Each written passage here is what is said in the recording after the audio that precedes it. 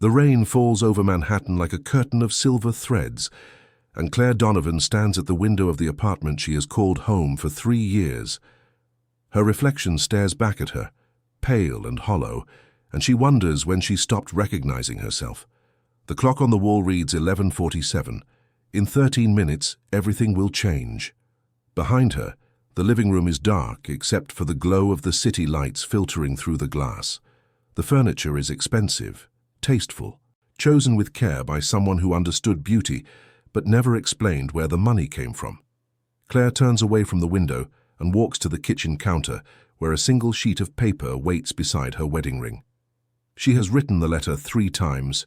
The first version was angry, full of accusations and questions that had accumulated over months of silence and evasion. The second was sad, a confession of love that had slowly turned to loneliness. The third is the one that remains. Just 4 sentences that say everything and nothing at all. I cannot stay in a marriage built on secrets. I do not know who you are. I'm not sure I ever did. By the time you read this, I will be gone. Claire picks up the ring and feels its weight in her palm. It is a simple platinum band, elegant and understated, just like the man who gave it to her on a spring afternoon in Central Park. She remembers how his eyes looked that day, storm grey and impossibly tender, how his hands trembled, slightly as he slid the ring onto her finger. She remembers believing that she had found something rare, something real. But belief is not the same as truth. The past 6 months have been a slow unraveling of everything she thought she knew. Late-night phone calls that sent Marcus rushing out into the darkness, business trips that left no paper trail, men in dark suits who appeared at their door with messages delivered in hushed tones, and always the wall of silence that rose whenever she asked questions. Who are you, Marcus? What do you do when you disappear for days at a time? Why do strangers look at you with fear in their eyes? He never answered. He only held her close and whispered that she was safe, that he would never let anything happen to her, that some things were better left unknown. And for a while she accepted his reassurances. She told herself that every marriage had its mysteries, that trust meant believing even when you did not understand. But then she found the gun. It was hidden in the back of his closet, behind rows of tailored suits and Italian shoes. A black metal weapon that felt cold and heavy in her hands, so different from the warm fingers that touched her face each morning. She put it back without saying a word, but something broke inside her that day, something that could not be repaired with kisses or promises. Claire sets the ring on top of the letter and steps back. The apartment is silent except for the sound of rain against glass. She picks up her suitcase, packed with only the essentials, and walks to the door. Her hand hesitates on the handle. 3 years. 3 years of shared breakfasts and quiet evenings, of laughter and whispered conversations in the dark. 3 years of building a life with a man who felt like home, even when home was full of shadows. She thinks of his smile, rare but radiant when it appeared. She thinks of the way he says her name, like it is something precious, something sacred. But she also thinks of the fear that crept into her chest every time he came home with bruised knuckles and no explanation, the fear that woke her in the middle of the night when his side of the bed was empty, the fear that whispered that the man she loved was someone else entirely, someone dangerous, someone she did not know at all. Claire opens the door and steps into the hallway. The elevator descends in silence, and she watches the numbers drop like a countdown to a new life. When the doors open onto the lobby, she walks past the doorman without meeting his eyes. He knows her name, he knows her husband. She wonders what else he knows, what secrets live in the walls of this building that she has never been allowed to see. The street is empty, except for the rain. Claire hails a cab and gives the driver an address across the river, a friend's apartment in Brooklyn where she can stay until she figures out what comes next. As the car pulls away from the curb, she looks back at the building one last time. The lights in their apartment are still dark. Marcus is not home yet. He will return to an empty space, a letter, and a ring that no longer means what it once did. Claire turns away and faces forward. She does not see the black SUV that pulls out from a side street, and follows at a careful distance. She does not see the driver speaking into a phone, his voice low and urgent. She does not see the shadow that moves behind the tinted windows, watching her departure with eyes that have seen far worse than heartbreak. By the time Marcus Donovan walks through the door of his apartment and finds the letter, Claire is already gone. He reads her words once, twice, 3 times, as if repetition might change their meaning. His face shows nothing, but his hands shake as he picks up the ring. For a long moment he stands perfectly still. Then he reaches for his phone and makes a call that will set everything in motion. The man who answers is named Victor, and he has worked for Marcus for 15 years. He does not ask questions. He simply listens as Marcus speaks, his voice flat and controlled, giving instructions that sound like orders. Find her. Do not approach. Do not let her see you. Just find her and tell me where she is. Victor confirms and disconnects. Marcus walks to the window and looks out at the city that belongs to him in ways Claire never understood. He built this empire from nothing, carved it out of shadows and silence, and he has protected it with methods that would horrify the woman he loves. But he always believed he could keep those 2 worlds separate. He believed he could be both the man who made her laugh and the man who made others fear. He was wrong. The rain continues to fall, washing the streets clean, and Marcus Donovan watches the night with eyes that hold no softness now. Only purpose. Only the cold calculation of a man who has never lost anything he truly wanted. He will not start now. Across the river, Claire settles into her friend's spare bedroom and stares at the ceiling.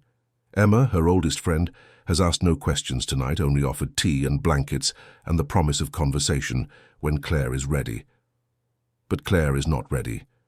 She is not sure she will ever be ready to explain how she walked away from a life that looked perfect from the outside.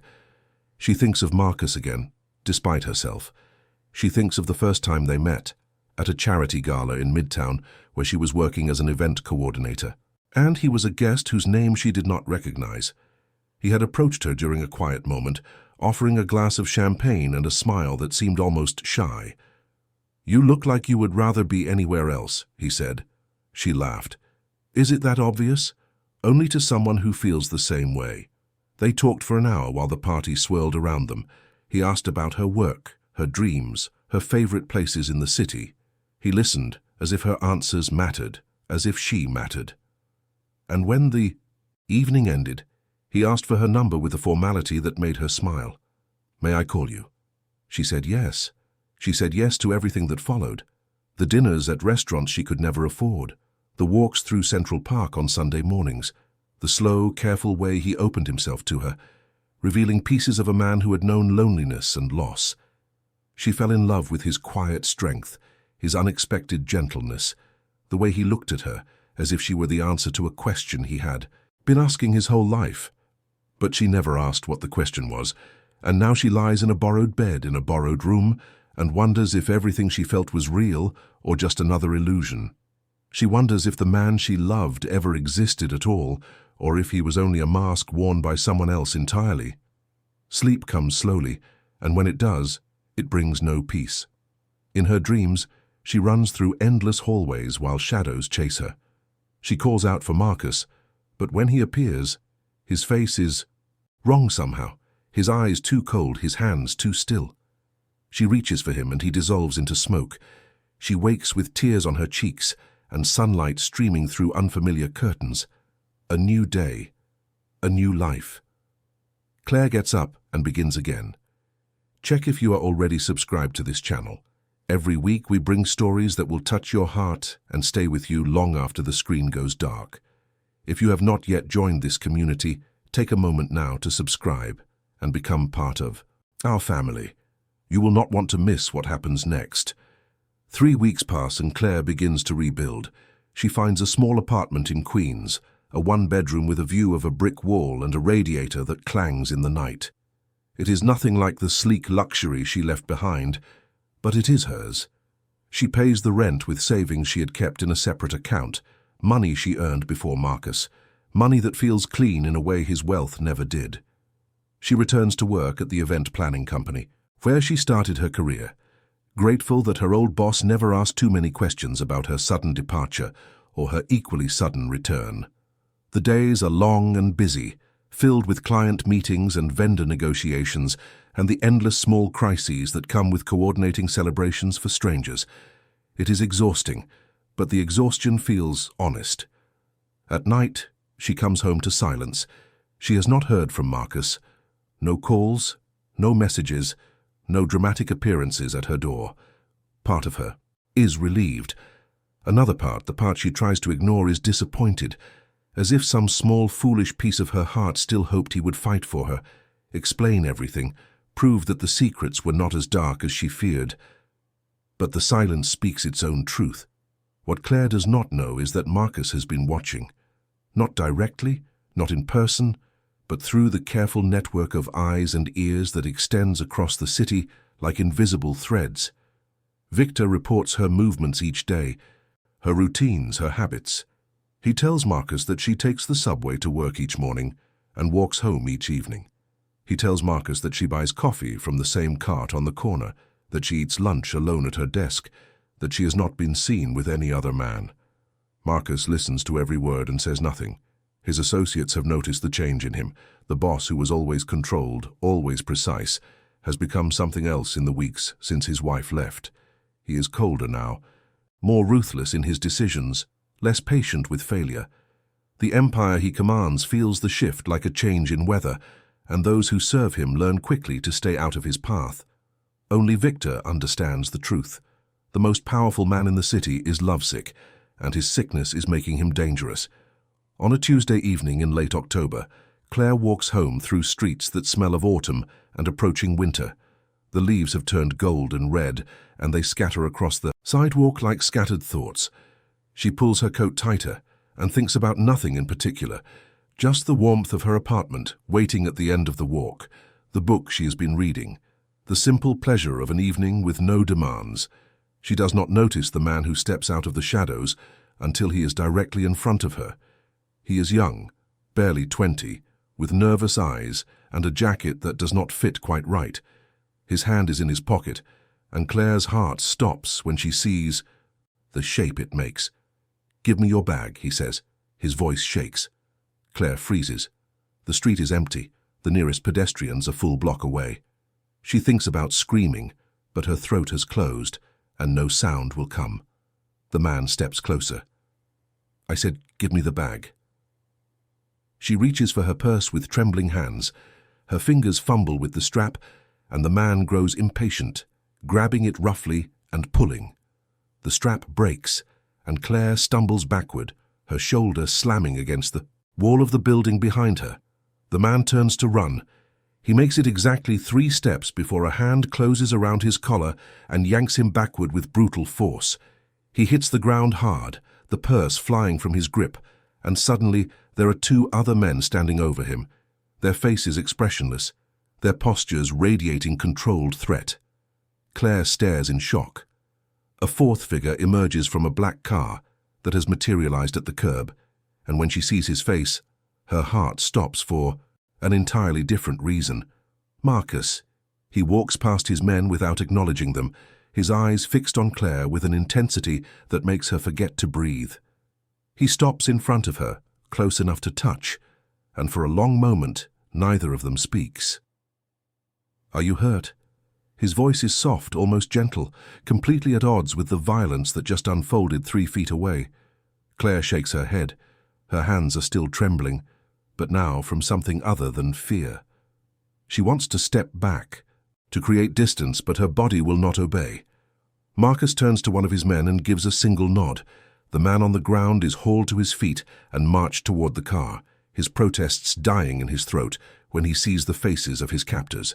In seconds, he is gone, the door closing with a quiet click. Claire finds her voice at last. What will happen to him? He will learn that some mistakes have consequences, Marcus says. He will not be harmed, but he will never forget this night. She believes him. That is what frightens her most. Marcus bends and picks up her purse, examining the broken strap before handing it back to her. His fingers brush hers, and the contact sends electricity through her skin. "How long have you been watching me?" The question hangs in the air between them. "Since the night you left," he says simply, "I needed to know you were safe." Claire feels anger rising in her chest, hot and unexpected. "Safe? You think having your men follow me makes me safe? You think I want to be watched like some kind of prisoner?" "I think," Marcus says quietly, "that there are people in this city who would hurt you to get to me. And I think that I will do whatever is necessary to prevent that from happening." The words land like stones. Claire stares at him, and for the first time she sees past the mask he has always worn. She sees the fear behind his control, the desperation behind his calm. She sees a man who has spent his life building walls to keep the world out, and who discovered too late that those same walls imprisoned him inside. "Who are you, Marcus?" It is the question she asked so many times during their marriage, the question he never answered. But now, standing on a dark street, with the taste of fear still in her mouth, she asks it differently, not as an accusation, but as a genuine request. "Tell me the truth." Marcus is silent for a long moment. Then he says, "I am the man who loves you. And I am also the man who runs an organization that operates outside the law. I have done things you would not approve of. I have made choices that would horrify you, but I have never lied about what I feel." Claire's heart pounds in her ears. An organization that operates outside the law. The words are careful, almost clinical, but she understands their weight. She has always understood on some level. She simply refused to look directly at the truth. "The Mafia," she whispers. "You are a Mafia boss." Marcus does not flinch. Some would use that word. I prefer to. Think of it as a family business with unconventional methods. The absurdity of the phrase almost makes her laugh. Almost. "Why did you never tell me?" "Because I wanted to give you something clean," he says. "I wanted one part of my life that was not touched by what I do. I wanted you to love me without knowing the rest, but I left because of the secrets," Claire says. "I left because I could not trust a man I did not know." "I know," Marcus says, "and I have spent every day since then wondering if I could have kept you by telling the truth, or if the truth would have driven you away even faster. There is no answer to that question. They both know it." The street is quiet around them, the city holding its breath. Claire looks at the man she married, the man she thought she knew, and tries to reconcile the gentle lover she remembers with the dangerous figure standing before her now. She cannot. But she also cannot walk away. "I need time," she says finally. "I need to understand what this means." Marcus nods slowly. "Take all the time you need, but know that I will be here, Claire. I will always be here." He turns and walks back to his car, and Claire watches him go. The door closes, the engine starts, and the vehicle pulls away into the night, leaving her alone on the sidewalk with her broken purse and her broken certainties. She stands there for a long time, feeling the cold wind on her face, trying to remember how to breathe.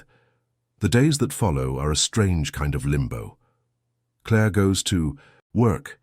She plans events. She smiles at clients and negotiates with caterers and pretends that her world has not been turned inside out. But every night, when she returns to her small apartment, she finds herself staring at the wall and thinking about Marcus. She thinks about the man who brought her coffee in bed on lazy Sunday mornings. She thinks about the man whose eyes softened when he looked at her, who whispered her name like a prayer. She thinks about the first time he said he loved her in the middle of an ordinary Tuesday, for no reason except that he could not hold the words inside any longer. And then she thinks about the gun in his closet, the men in dark suits, the fear in that young thief's eyes. Two men, one face. How do you love someone who is two people at once? Emma notices the change in her. They meet for dinner at their usual place in Brooklyn, a small Italian restaurant where the wine is cheap and the pasta is excellent, and Emma watches Claire push food around her plate with worried eyes. "You saw him, did you not?" Emma says. "It is not a question." Claire nods. "He was watching me. He had his people following me ever since I left." "That is creepy," Emma says bluntly. "That is stalker behavior." "I know, but he also saved me from a mugger. He was there when I needed help, even though I did not know he was there." Emma frowns. Claire, that does not make it okay. That is not how healthy relationships work. I know, Claire says again. But when has my relationship with Marcus ever been healthy? The question sits between them like a stone. Emma sighs. What are you going to do? I do not know, Claire admits. Part of me wants to run as far as I can. Part of me wants to understand. And part of me, she hesitates. Part of me still loves him, even knowing what he is. Maybe because of what he is, Claire says slowly. Not the violence, not the illegal things, but the part of him that would do anything to protect what he loves. The part of him that is willing to become a monster so that the people he cares about never have to face the monsters themselves. Emma is silent for a long moment. That is either the most romantic thing I have ever heard, she says finally, or the most dangerous. Claire laughs, a short, humorless sound. Probably both. They finish dinner without resolving anything, but Claire feels lighter when she leaves the restaurant.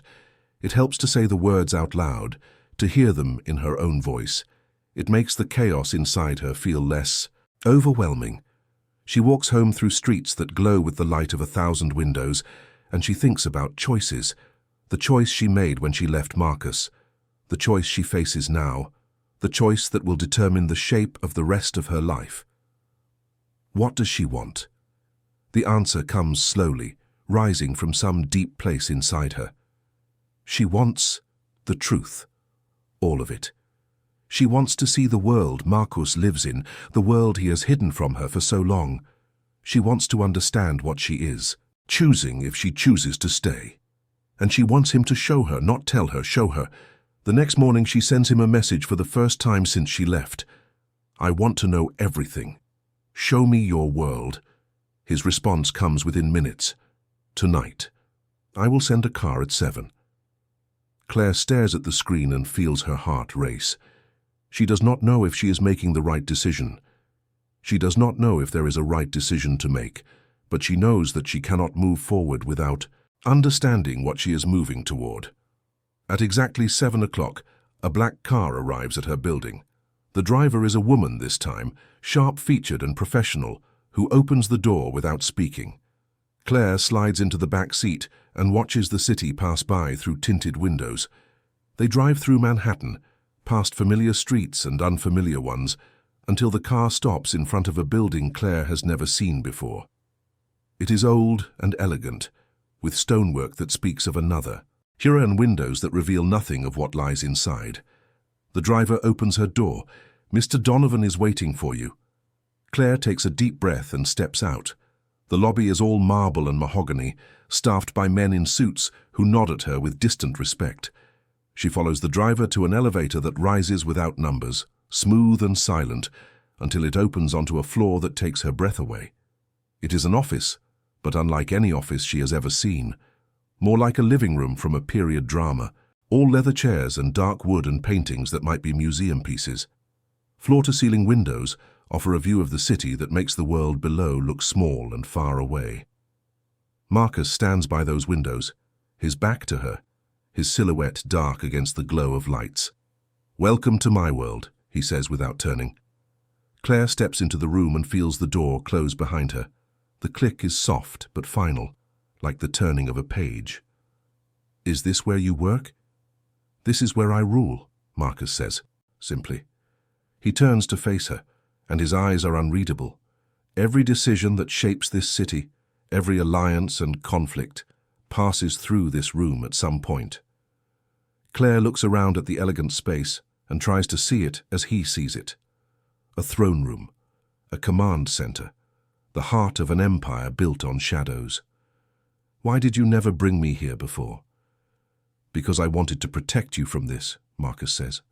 "I wanted to keep you separate from everything dark in my life. But you cannot separate them," Claire says. "You are both of these things. The man I love and the man who stands in this room, they are the same person." Marcus is silent for a moment. Then he nods slowly. "Yes," he says, "they are." He walks to a cabinet and pours 2 glasses of amber liquid. He hands one to Claire and their fingers touch again, sending the same electricity through her skin. "What do you want to know?" "Everything." And so he tells her. He tells her about his father, who built the organization from nothing and died when Marcus was 22. He tells her about the years of violence that followed, the power struggles, the enemies who tried to destroy what his father had created. He tells her about the choices he made, the lines he crossed, the things he cannot undo. He does not glorify any of it. He does not excuse it. He simply tells her the truth, with a flatness in his voice that speaks of acceptance rather than pride. Claire listens. She listens until the city outside darkens, and the only light comes from the lamps within. She listens until her drink is empty, and her heart is full of things she does not know how to name. When he finishes, she asks the only question that matters. Can you stop? Can you walk away from all of this? Marcus looks at her for a long moment. I have thought about it, he says. I have imagined a life without the weight of this world on my shoulders, a life where I am just a man who loves his wife and comes home at the end of each day without the smell of power on his skin. But it is not that simple, he says. I have responsibilities, people who depend on me, and enemies who would not let me walk away even if I tried. So you are trapped. In a manner of speaking, Marcus admits, but I am also choosing to stay. Because if I leave, someone worse will take my place. And because whatever else I am, I have built something that protects people as much as it threatens them. Claire thinks about this. She thinks about power and responsibility, about the difference between what we are and what we choose to be. And then she asks the question that has been burning in her chest all night. Where do I fit into this world of yours? Marcus steps closer. His hand rises to her face, touching her cheek, with a gentleness that seems impossible from a man who commands such darkness. You fit wherever you choose to fit, he says, but if you are asking what I want you beside me. Not as someone who does not know the truth, but as someone who knows everything and chooses to stay anyway. Claire closes her eyes. She thinks about the life she left behind in that apartment in Manhattan. She thinks about the quiet loneliness of her small place in Queens. She thinks about the man standing before her, flawed and dangerous and desperately in love. And she makes her choice. I need more time, she says, but I am not walking away. Not yet. Marcus exhales, and Claire sees something in his eyes that looks almost like hope. Take all the time you need, he says. I have waited this long, I can wait longer. Claire nods.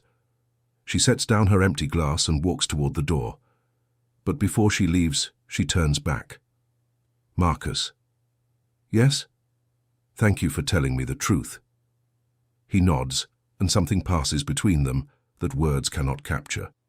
Claire steps into the elevator and descends back to the world below, carrying the weight of everything she has learned. If this story has touched your heart, pause for a moment and type in the comments, a love. That survives secrets is stronger than any love built on lies. I want to know if you believe that. Your words mean more to this channel than you know. Winter arrives in New York with a vengeance. The streets fill with snow that turns to grey slush within hours, and the air bites with a cold that seems to seep into bones. Claire watches the transformation from her office window, thinking about how much has changed since that first night of rain when she walked away from her marriage. She has been meeting with Marcus regularly now, in neutral spaces that belong to neither of them. Coffee shops in neighborhoods where no one knows their names. Quiet corners of public parks where the wind carries their words away as soon as they are spoken. Each meeting is a small step forward, a piece of the puzzle that is slowly coming together. She learns about his childhood, raised in a world of wealth and danger, where trust was a currency more valuable than gold.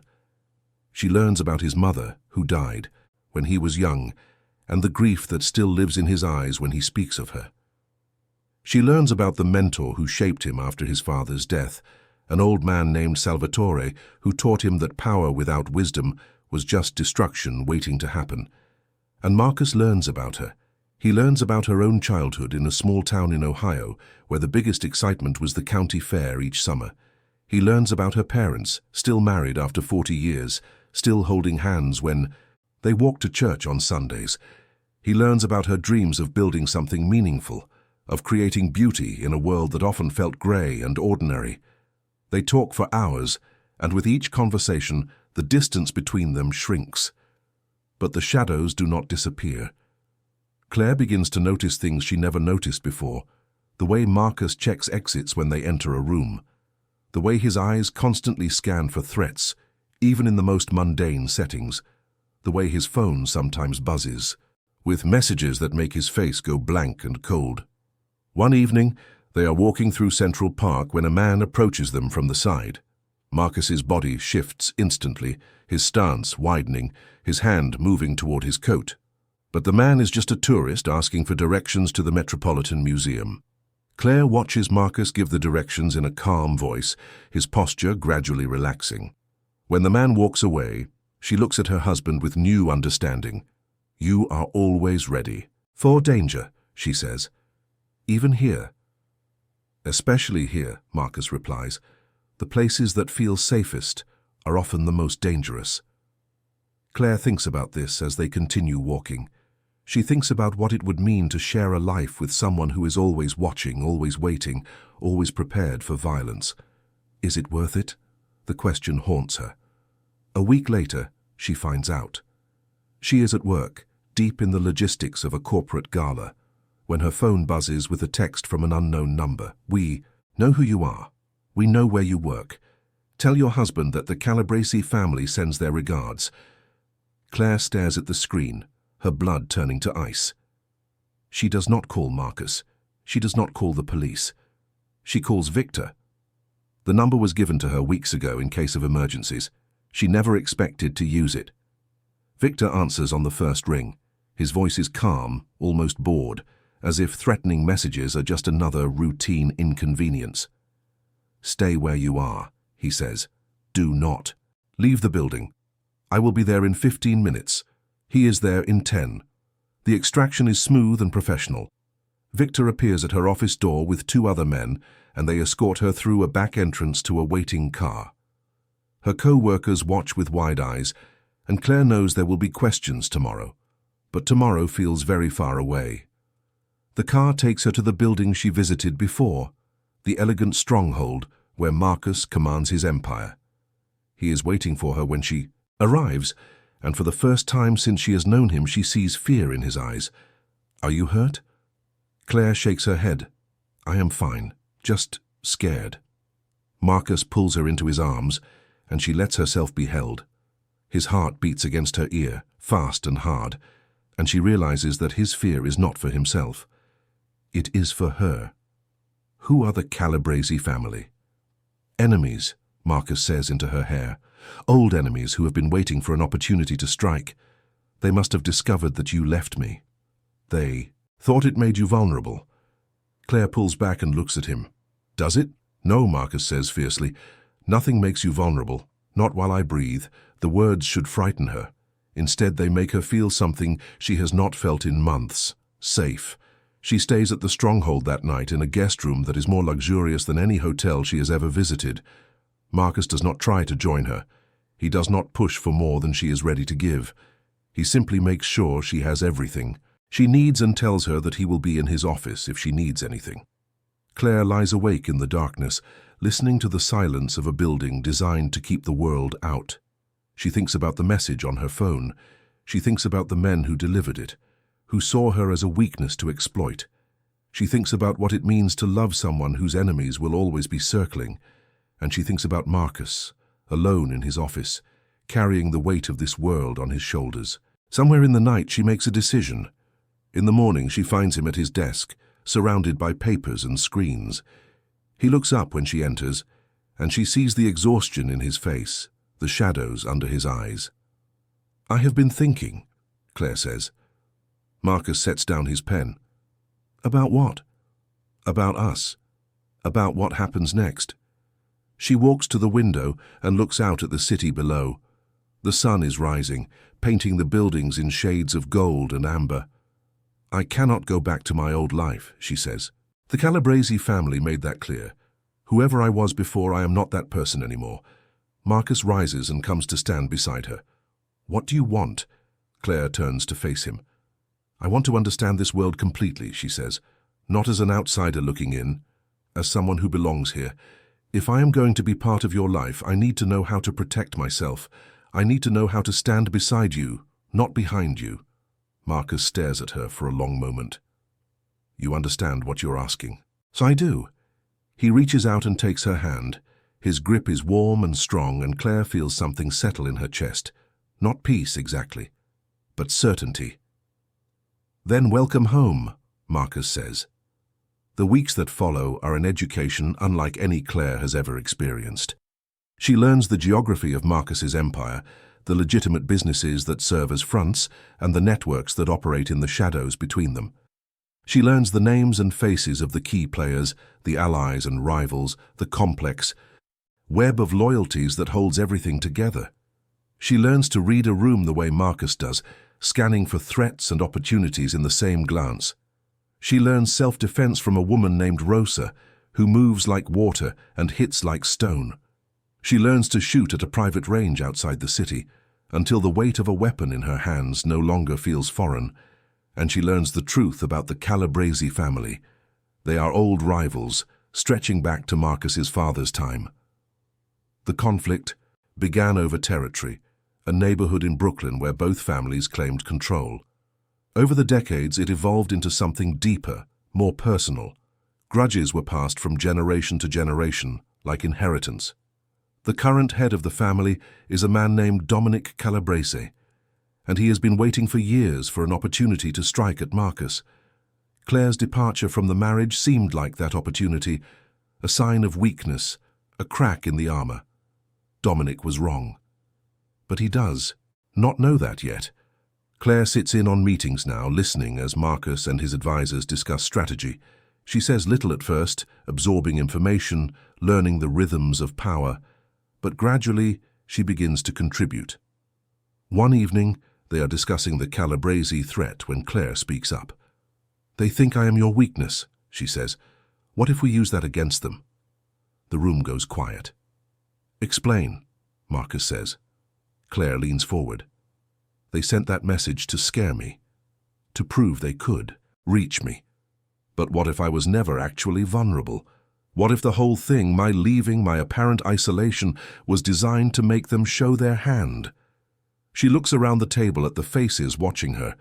We cannot undo what has already happened, but we can reframe it. Make them believe that I was bait all along, that every move they think they made was actually part of our plan. Victor nods slowly. It would make them paranoid, uncertain of what else they might have missed. And uncertain, enemies make mistakes, another advisor adds. Marcus looks at Claire with something in his eyes that might be pride. It is a good idea, he says, but it would require you to be visible, to be seen as part of this world. Are you ready for that? Claire thinks about the question. She thinks about the woman she was when she first walked away from this apartment, frightened and confused and desperate for something she could not name. She is not that woman anymore.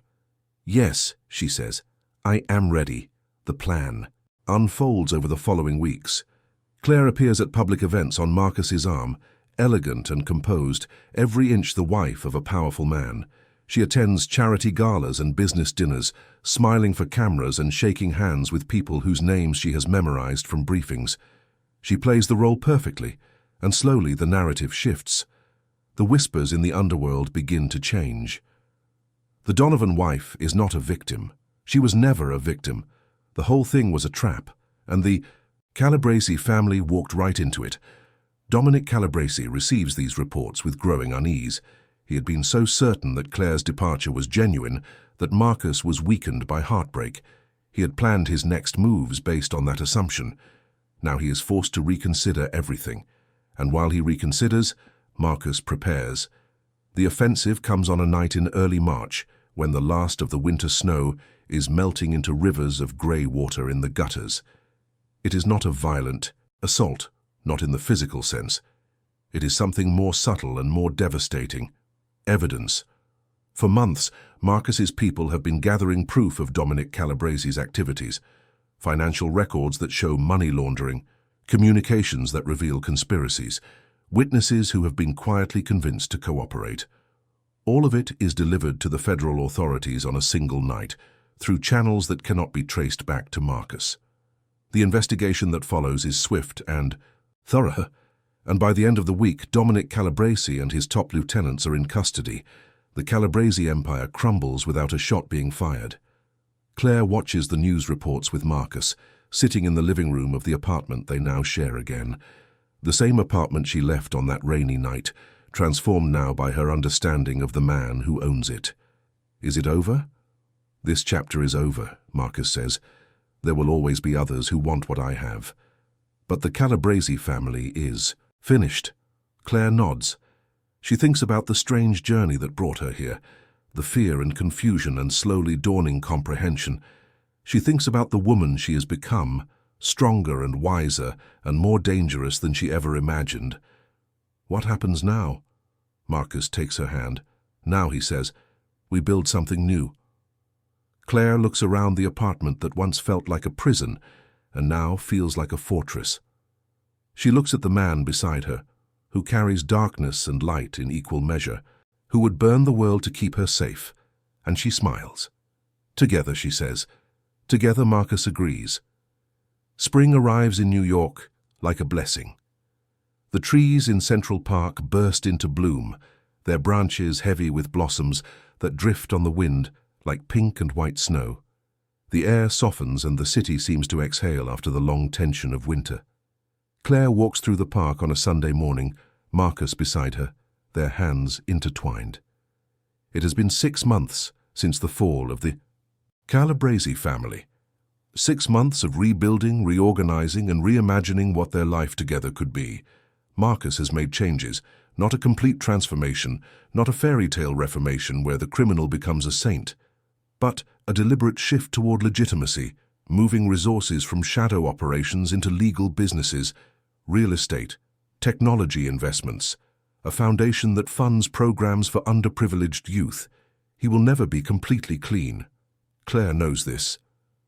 Some of what he does will always exist in the grey areas between law and lawlessness, but he is trying, genuinely trying, to become something more than what his father built. And Claire is beside him every step of the way. She has found her own role in this new world, not just as a wife but as a partner, someone who sits at the table when decisions are made and whose voice carries weight. She has taken over the management of the foundation, channeling her event planning skills into something that makes a real difference in people's lives. It is not the life she imagined for herself when she was a girl in Ohio, dreaming of a future that seemed so far away. But it is a life with meaning, a life with purpose, a life shared with a man who sees her completely and loves her anyway.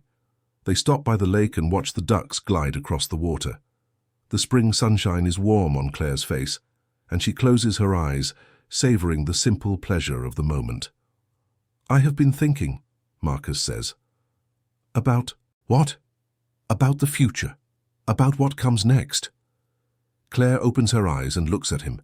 His face is thoughtful, almost uncertain, which is rare for a man who usually projects absolute confidence. What about it? I spent so many years building power, Marcus says slowly. I built an empire that could withstand any attack. I built walls that nothing could penetrate, but somewhere along the way, I forgot why I was building at all. He turns to face her, his grey eyes soft in the morning light.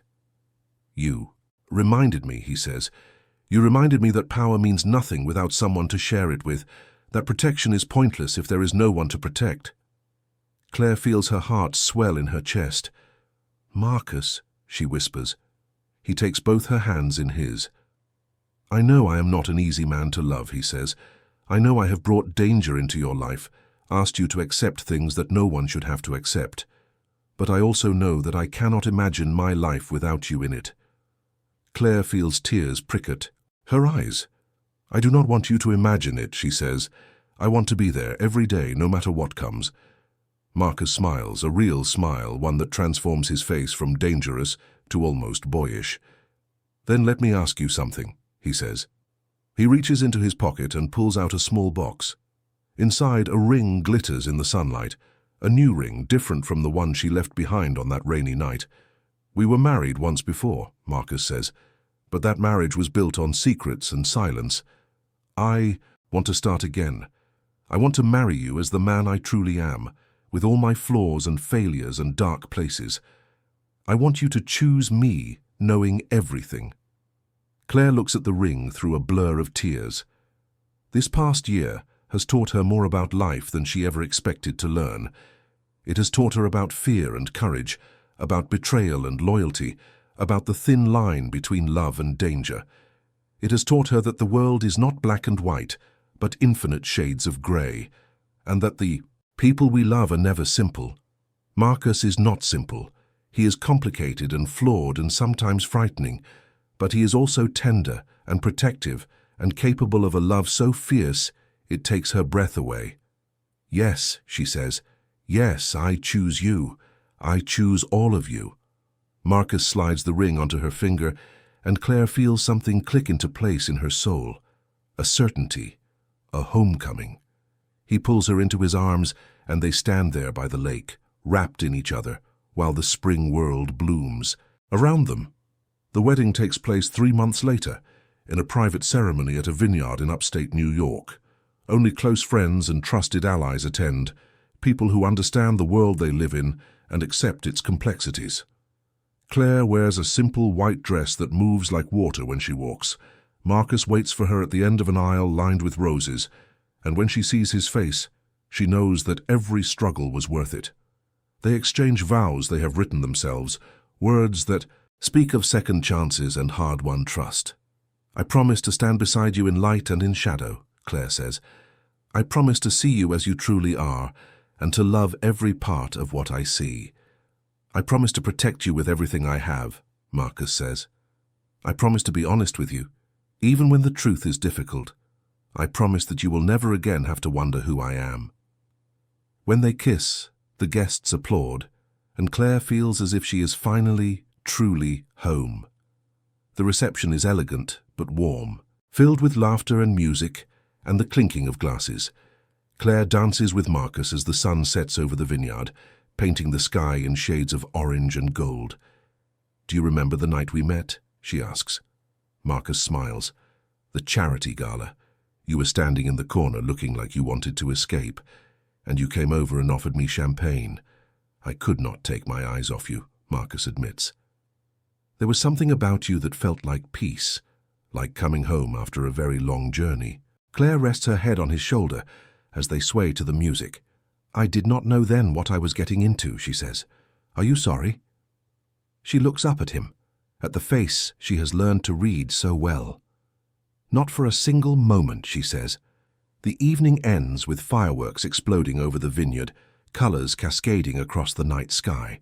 Claire and Marcus watch from the terrace, her back against his chest, his arms wrapped around her. What comes next? She asks. Anything we want, Marcus says. The world is wide and we have time to explore it together. Claire smiles. She thinks about the future stretching out before them, full of challenges and joys she cannot yet imagine. She thinks about the children they might have someday, growing up in a world that is complicated but also filled with love. She thinks about the woman she was when she left that apartment at midnight, desperate and afraid and running from a life she did not understand. She has come so far since then.